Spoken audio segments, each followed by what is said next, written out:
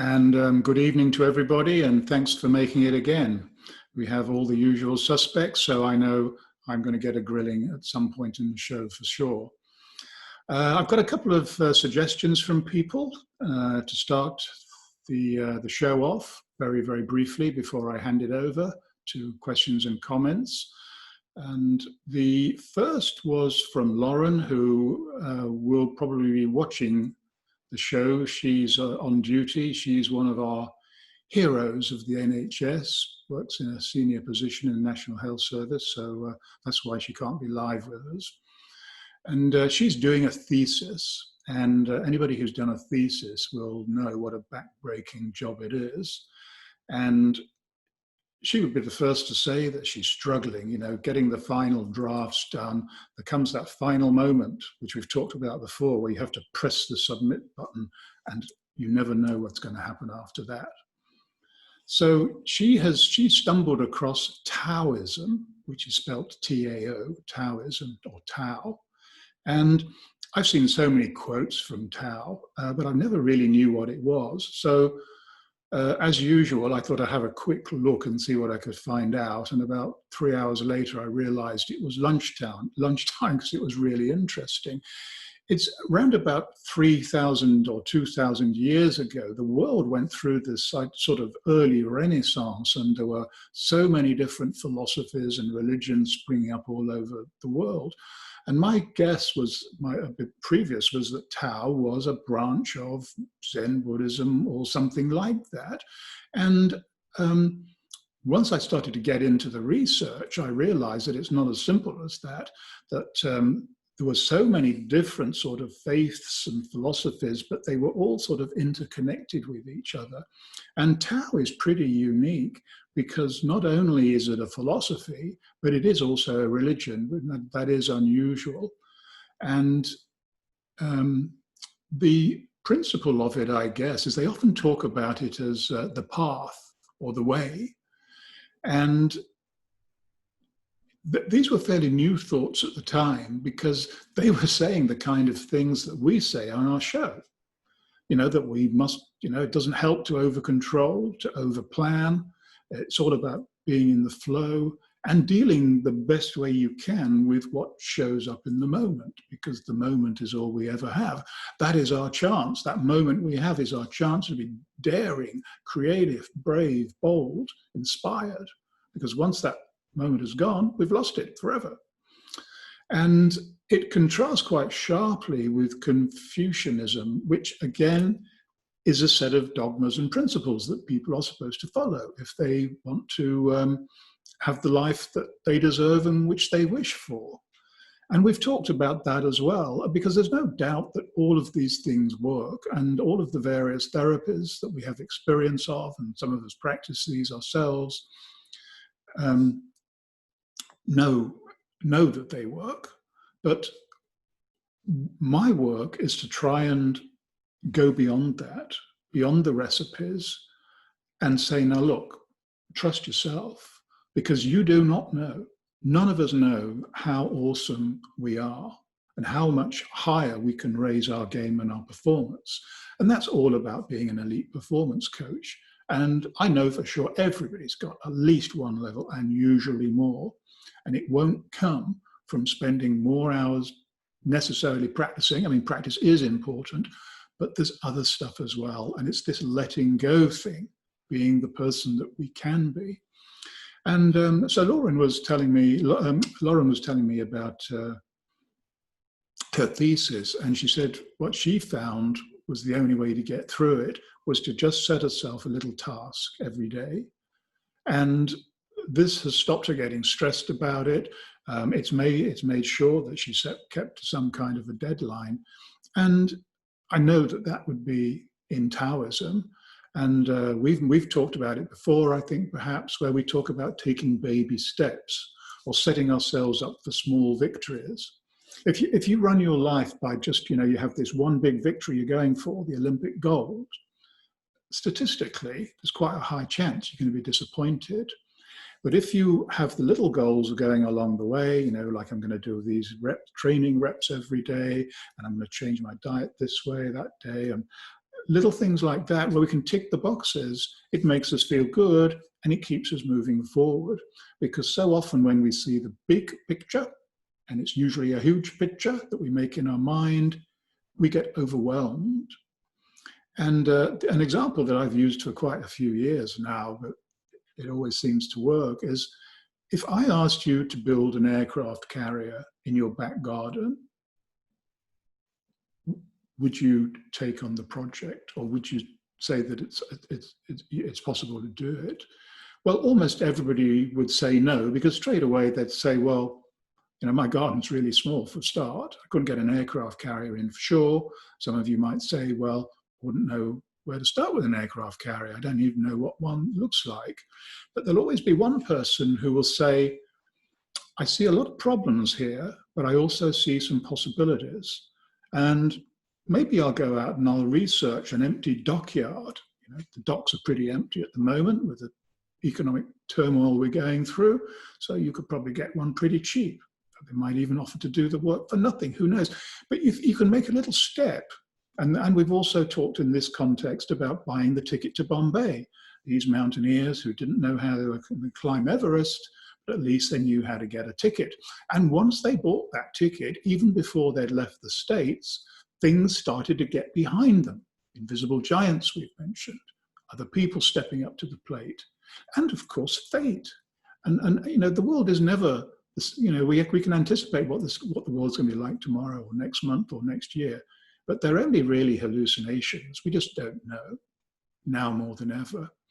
So anyway, that's a little sort of discourse around Taoism, but I think it's very relevant to the kind of things that we talk about. And the thing that I came up with myself, my idea, and I'm glad that Ray's on the show this evening, because last week, towards the end of the program, he started to make some comments about golfers, and particularly young, talented golfers, and he listens to them, and he passes on some things that Granny would say would be common sense. And of course, she was absolutely right, as she always would be. But the trouble is that we take those kind of comments for granted and we don't do them. And so I thought this would be, I'll expand what I would have said to Ray if I'd had a bit more time. And this is not about golf, although that's the example. It's about everything. And when I started in this performance coaching, this was one of the first things that I used to work with my clients with. And it was my number one thing for a reason. It's number one because it was the most important thing I knew at that time. And I guess it still is. And it concerns our internal dialogue. All of us have an internal dialogue, that's for certain. This is the voice that guides us through life, helpfully, voice would say. It's often not your own voice, oddly enough. And when it comes out through your mouth, it actually does sound like somebody else. Now, when I was working with top golfers and playing with golfers, I heard a lot of stuff that came out of their mouth, which wasn't going to help them get anywhere apart from into the woods, the bunkers, and the lakes. And hanging around, there's a lot of hanging around in golf, but you hang around the practice putting green and you hear the usual comments like somebody just holds a long putt and they say, oh no. And I'd say, oh, looked like a good putt to me. Yeah, it was a great putt, but I don't want to use them all up on the practice ground.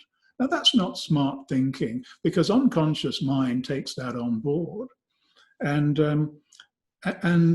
then once they get onto the practice, once they get into playing the round, and I'm talking about amateur golfers here more than professionals. Professionals normally have had training and they keep pretty emotion neutral, and they certainly they know they're on camera and microphone, so they don't speak much. But playing with amateur golfers, even if they're really good golfers, if they hit a bad shot, I mean, they'll be shouting at themselves. But this voice that can sometimes sound, who is it? It can be in a different register. Is this their teacher speaking to them? Is this their mother speaking to them? I don't know. But they're the kind of things that this voice is saying that we wouldn't choose to say to ourselves. In fact, they're not the kind of things that we would say to anybody else either. So everybody, this is the rule number one, cut yourself some slack. And I had a little mantra that I used to get people to repeat. And the mantra is this. It's not very grammatical, but that doesn't matter. Just remember that grammar is another one of these artificial constructs. So that's something I threw out of the window a long time ago. But from this moment forward, I don't want you to ever say, ever, a bad thing about yourself. I'll repeat it. From this moment forward, I will never, ever say anything bad about myself, ever, or ever. And it sounds silly, I know, but when you try it, when you catch yourself with your self-criticism, whether it's the internal dialogue or even worse when it comes out of your mouth, catch it and say, I'll never say this ever again. And it'll feel a bit crazy the first few days you do it, but then it'll start to become a habit. And I tell people, stick with this for 28 days. And the reason why I say 28 days is because I know that if they do, they're going to notice a change in themselves, in their levels of optimism, their levels of positivity, whatever that might be, and just feeling good about themselves. And when somebody does something for 28 days, it becomes myelinated and it becomes a habit. And anything that we do that's a habit that feels good, there's a good chance we'll carry on doing that forever. And of course, because we're human beings and not robots, we're still going to say bad stuff about ourselves. But the great thing is we'll know and we'll catch ourselves. And that's why one of the benefits that I've had of teaching so many people about this is they'll tell me when I slip up. And they'll say, we got you. And I'll say, you did. Thank you. And just a final comment on this one. I presented this to a group of very talented junior golfers. I think the oldest would have been about 14. And they would probably range from about 11 to 14. And I said, so how does that sound? Can you do this? And they were looking a bit dubious. I said, well yeah, we can do that. We can do that. I said, well, it doesn't look to me like you're going to do it. Or if you do it, it doesn't look to me like you're not going to do it with conviction. And one of them stuck his hand up. He was the oldest. And he said, I think what we're worried about is that if we do what you say, we're going to grow up to be arrogant and we won't have any friends. And no adult has ever said that to me, but this group of kids, they did. And that's a smart comment to make to me. And I said, look, don't worry, because you're not fooling yourself. You know what needs to be improved. You're just not beating yourself up. And your unconscious will take that message. And I said, and trust me, if you ever do verge towards being arrogant, the rest of the world is going to tell you. And that'll be a little wake-up call to rein back. But again, that's not likely to happen. So, change your life in a month. Change your life from this moment forward. And it's so simple. Simple to say. And it's pretty simple to do as well. So that's what I had prepared for you. I'd be interested to know what's going on in your week, what you've been thinking about, what you think about the comments that I've just made, and maybe you've had some further reflections on previous shows. So it's over to you, and Greg will be monitoring the chat box. I don't monitor the chat box during the show. I've got enough to keep myself busy with just doing this, but Greg will. So you can either make your comments directly or you push them through him, your choice. So I'll take a deep breath for a moment. Yes, I will jump in then. As a tradition, I think I forgot to say that at the beginning, that if you want to make a comment, just use the chat box or use the reaction box so I can see you and I can give you the voice. So would you like to ask any questions, make a comment? No, not yet. So let me warm you up then. So you've got to warm people up a bit, Greg. Yes, I will do. Yeah, it's my fault. Um, It has to be, it can't be mine. what you were saying about the affirmation that you suggest to people to say about not saying a bad word about ourselves or about ourselves. Um, some people would say, why would you use the word not or don't? Because apparently the unconscious mind doesn't recognize those words. Good comment, because you're quite right. You would never put an affirmation, or it's not recommended. It's not considered best practice to put an affirmation as a negative. And also, it's also would not be considered best practice to put an affirmation in the future tense. You know, from this moment forward, I will never ever again. And but I guess this is one of the ways where I feel that I just don't go along with those ideas about best practice. To me, they form in the dogma and the ritual. And I think the unconscious mind is so strong at joining the dots together that it will sense the ambiguity, and it certainly won't put up any resistance to it. So I've always put it in the negative, and I've been doing that ever since, for years now. And I know that this works well for people. So that gives me some confidence in saying that in this case, it's okay to make an exception. In fact, I would say pretty much in most cases, it's okay to make an exception and just see what happens. I mean, obviously, you wouldn't choose anything critically important to experiment with. But we develop our own practice, our own style, and there's nothing at all wrong with that. And all of your styles and practices are going to be different to mine. There's nothing wrong with that at all.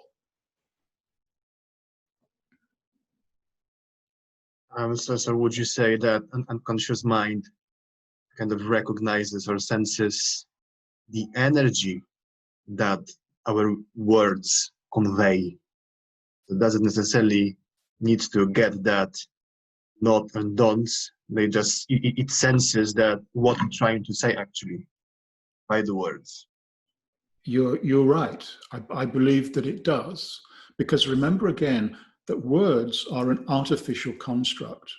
And that was a main part of my latest book, The Psychoic Revelation. And that's why I talk about we make hallucinations for ourselves, because we all have feelings, we all have emotions, and some people are very comfortable to go with those feelings and emotions and take them as they are. But most people, that makes them feel uncomfortable, so they have to put words to it. And they'll say, I'm not feeling good today. I know it's because I'm anxious. It's because I've got this appointment later on today that I'm not looking forward to. That's why I'm not feeling good. Well, they've made themselves better by giving it a word, but they've also reinforced a bad feeling and made themselves feel much, much worse. So I think the unconscious mind, the reptilian brain, I don't think that words are that important. And it's why I propose, and I don't know this to be true, of course, but it's why some people in particular are very good at working with animals and very young children, before young children can even speak. They've got this sort of empathic aura or energy or something that young children and animals can relate to. And I mean, dogs and horses are classic examples. You can see the intense levels that they've been trained to.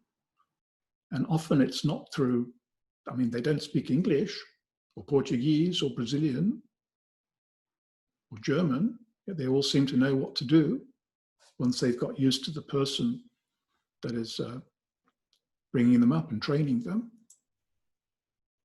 And I think that could well be the basis of therapy as well. And we've mentioned already that one can use hypnosis without even saying any words at all. It's not easy. It's an advanced technique, but it can be done. Some people just make us feel better. We don't know why, but we know who they are. We know it when we see it.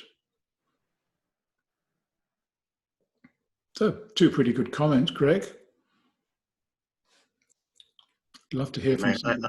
I might have another one. Oh, okay. If you guys are still not warmed up enough. Okay, so I've got one then. Definitely, my girlfriend is a person like that, with a connection with young children and animals, for some reason. But there you go. There's something from Ray, so I'm gonna stop. I like this talking to yourself idea, Ray says. I do it all the time, but the challenge I find is what I call the drip effect. When moving from a practice situation to the real thing. If I use golf again between practice ground and the tee, a new person turns up. Getting the person you want is a challenge. How do you convey this to young players? Well, absolutely right. We see this all the time on the tour. We see talented players who, with exquisite golf swings on the practice ground, and then when it gets to the tournament, they never seem to do too much. And they, definitely they underperform themselves and they don't know why. They might have a clue, but they don't know why. So Ray is right. And what I would say is be yourself. It's impossible to be one person on a practice ground and another person on the golf course. It is impossible. You're the same person. Your DNA does not change in that 300-yard walk to the first tee. That person doesn't change when you're having an interview with your boss to discuss some work problems and how much of a bonus you're going to get next year. You're the same person. The trouble is that that's not good enough for ego.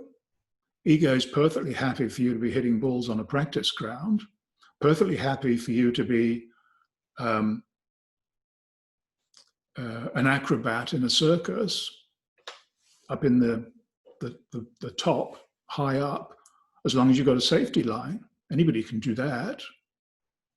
It's a bit of a different game when you take off the safety line, but you have to be the same person. So the golfer, they know they're good. They wouldn't be there. Or talking into the young golfers that Ray's talking about, just say, be yourself. So many golfers have said, I wish I could think about golf and play golf like I did when I was a kid. So this should come easy to the kids. They haven't had years of indoctrination and adopted this alter ego, this different personality. This is me at work. This is me at home with my kids. I'm a different person. Well, they're not a different person. And that's why, that's why smart companies organize corporate golfing events. They use them as marketing. And they do it because when you're on a golf course, you see the real person. The real person will come out, or this other person that we've been talking about, one or the other. So yeah, be yourself. Don't try and be different. If you're a film star, the best film stars are kind of pretty modest, and they really are the way they are at home, but they're just really good at their job and they get on and do it because they don't get in their way. They don't, most of them don't sort of over plan.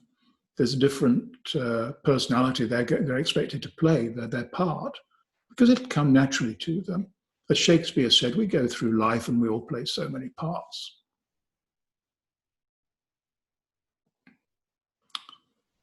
So that's what I'd say to the kids, Ray. I'd say, don't fuss about stuff.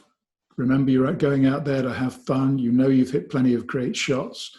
And you can guarantee you're going to hit plenty of great shots going out on the golf course today. And as Justin Rose said, he's into Zen, by the way. In fact, I work very closely with his coach. He said he goes out and he said, I know I'm going to hit at least 7 bad shots today. That's his attitude. So he might hit one of those on the first hole. Could be his drive off the first tee. And he'd hand his club to the caddy and say, okay, that's one. Got that one over with. We survived. We're still alive. We're still breathing. He wouldn't talk like that. That's the way I'd talk if I was him.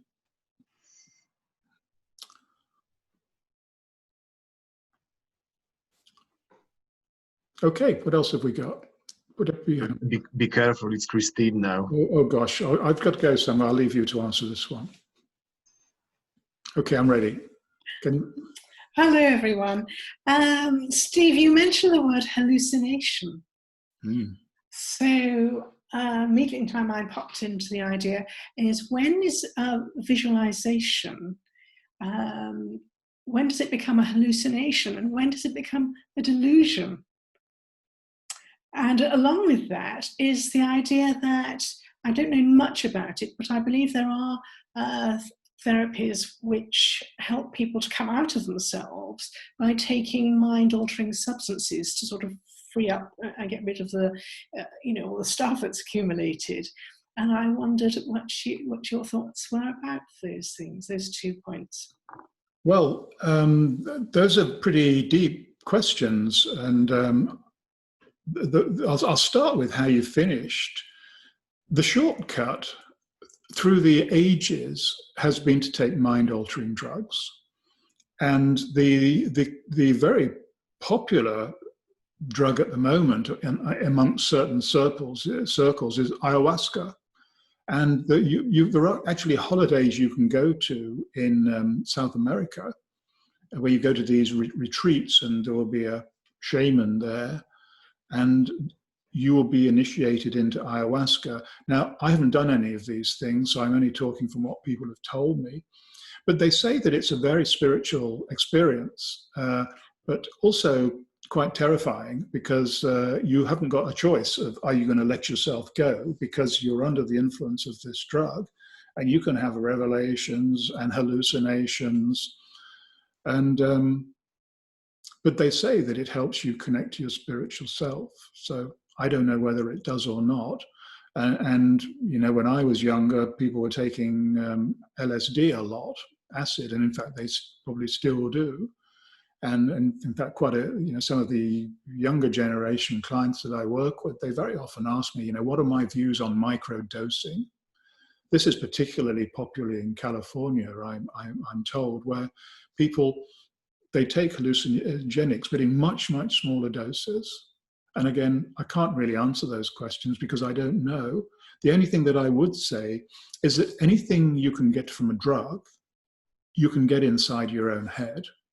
You don't need to take drugs. They all come with a price. And going back to hallucinations and delusions, well, I'm not quite sure where the boundaries are between those two things, but what I would say is, I would say that we're all living in delusion, because each one of us, even in the present moment, we can look at something like the screen in front of us, and we're all seeing something different. I mean, how do I know that Christine, the signals that go through your eye are processed by your brain in the same way that they are to me? I might see a color called blue, and you might see a color called blue, but those could be actually different colors, but it's just the way that our brain has put all this stuff together. And the book I mentioned, The Psychoic Revolution, the reason why I call it psychoic is because psychoic is the middle ground between being psychic and being psychotic. And I guess the overarching message of the book is that through our early evolution, we were actually psychic. That was before we learned to talk to each other. So we obviously had to know stuff, just like these people who are good working with animals and babies. We had to know stuff, but it came from just knowing. Didn't have words to put to it. And it was only about 30,000 years ago that people started to talk to each other. And what happened as a result of that is because as a species, Homo sapiens, Once we started to learn to talk to each other, we were able all to work more closely together socially, which brought advantages and many, many disadvantages. But that's when the delusions started coming in, because once we have words, we also have people who know how to use words. And we see it in the present day, people who manipulate other people, populations, even many countries, with their words. And they present stuff as absolute fact. Well, of course, there are no facts in this world. And Einstein said that. There are probabilities, and there are theories, and there are models, but very little can be proven.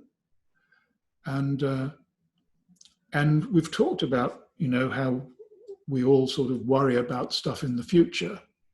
That's anxiety. Well, what that is, that's a delusion. Anybody who's suffering from anxiety has got a delusion, because they don't know what the future's going to bring.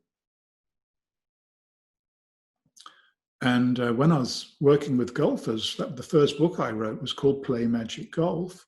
And I had this hanging question that went through the whole book. And it was, I can't decide whether golf is an obsession, a compulsion, or an addiction. And I never answered that question, because I've seen all of those three things in golfers: obsession, obsessive behavior, compulsive behavior, and an addiction. And as I mentioned before, I've had golfers on the verge of suicide because they couldn't knock a small ball into a slightly larger hole. And so that's why when I say in my book, that's why I say that we actually have become psychotic. Now, psychosis, like all things in life, it's a spectrum. And obviously, severe psychosis is a really, really serious disease. But most of us, we're somewhere on the other side of that spectrum, but it's still a delusion. So I think we're all deluded, Christine. And that's because we like to believe things, but we like to think things. That was the better word. I didn't mean the word believe. We like to think things. We like to think we know what's going to happen. But we've talked before, more important to know. And this knowing doesn't have words. We're back to that. Thoughts without words. It's just a knowing. And there are things in all of our lives that we know. We just know. And if anybody says, "Oh, you got to prove that to me," you have to shrug your shoulders, because there are some things you just can't prove. You just know. And you don't really want to argue with anybody about it either. So, am I off the hook, Christine, with that one? I don't think you are on a hook at all. No. We're hooked onto what you have to say. So memory and energy obviously comes into all this. Yeah, in what way would you say? Impressions that, if we start off as babies with no impressions, well, we do get impressions, don't we? Apparently through, even in utero, we get impressions of the outside world. But we experience things through being in the world, and what we make of those things become almost templates for what happens afterwards. It does. This is experience. This is why kids play. It's why animals play. You can watch animals playing, and what they're really rehearsing is the skills they're going to need when they start fighting with each other. Because a lot of play is about conflict. I'm using harsh words there, but a football game between Glasgow Celtic and Glasgow Rangers, we all know they have this rivalry that goes back many, many years. And so football's a conflict. If you can ask any of those players, are you going around to kick a ball around and have fun? And they say no. the legendary manager of Liverpool, Bill Shankly, he said, people sometimes tell me that football is a religion. He says it's not. It's far more important than that. I might have misquoted that a bit. But yeah, we grow as people. We grow in our body. We grow in our muscle memory. We learn new skills, and hopefully we grow spiritually as well as we get older. People certainly seem to change as they get older, and many people who are on the older spectrum, they will commonly say, "God, I wish I knew then what I know now." Well, as Granny would have said, you can't put an old head on young shoulders. And I reckon she was right again. It's all part of growing. And just like making mistakes is all part of growing. Hopefully we learn something from our mistakes and we get a bit smarter. But that's why another reason why we shouldn't beat ourselves up when we make a mistake. Generally speaking, when we've made a mistake, we've learned something. In fact, if you're working in an enlightened company, if you have your annual appraisal, if they have those things and you haven't made a mistake all year, they're going to be pretty disappointed in you. They're going to say, time you threw your comfort blanket away and started thinking out of the box.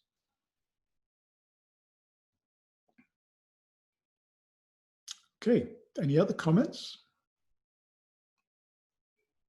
And thanks for that, Christine, by the way. They're really good thoughts you've come up with. Caroline. Sorry, I forgot to unmute. Hi, everybody. I liked Christine's comments about environment and imprinting. We have to reflect how we've been brought up in this situation.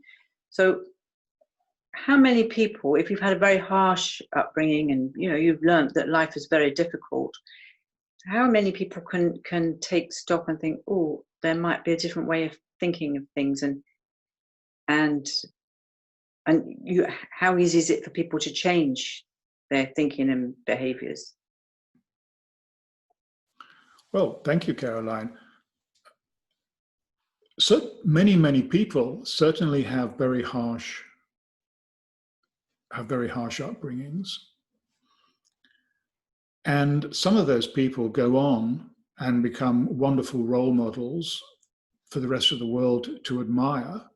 But they're definitely a minority because we believe that the first few years of life are incredibly formative of our personalities.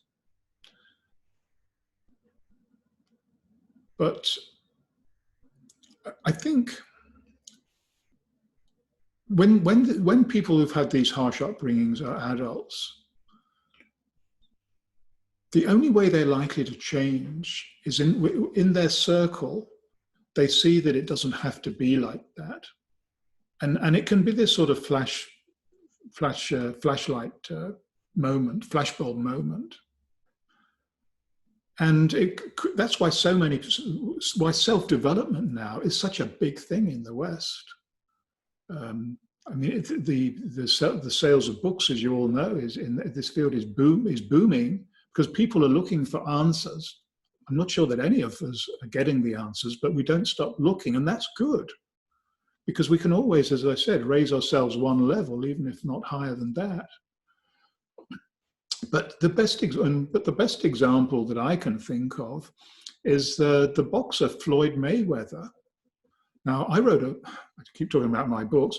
I wrote a book about the 7 secrets of, I don't know, the top players or whatever. Anyway, I just looked at the Forbes list in the year that I wrote the book, and I saw they have a list of sports people and how much they earned. And I basically just wrote a little book based on the top 10 earning sports people. I'm going to say sportsmen because that's a reflection, not a good reflection on us. Because from memory, I can't think of a single woman who was on that top 10 list, which is a shame. I'm hoping that things are getting better now, but I'm not sure that they are getting that much better. Anyway, Floyd Mayweather was number one there. If you don't know this, he's a heavyweight boxer, and he was brought up in a really bad environment in New York, and he's the wealthiest sports person now. Maybe, I don't know the up-to-date figures, but I wouldn't be surprised. He hardly ever fights, but when he does, he usually almost always wins because he's very good technically. But he's the richest because he's proven himself smarter than all the smart lawyers that are in the world of boxing and in the world of everything else. And he learned not to give his rights away. So when he fights, my understanding is that he owns the pay-per-view rights. Doesn't go to a TV channel or anything like that. They have to pay him. So for somebody to have made his own money by fighting and by making the best of what to him was his business, I think that could be a role model to show that it can be done. It's like building the aircraft carrier. How would you say that this young kid from the Bronx or wherever he came from could end up as one of the richest men in the world? Well, he didn't listen to people like that. I guess he thought that it was possible.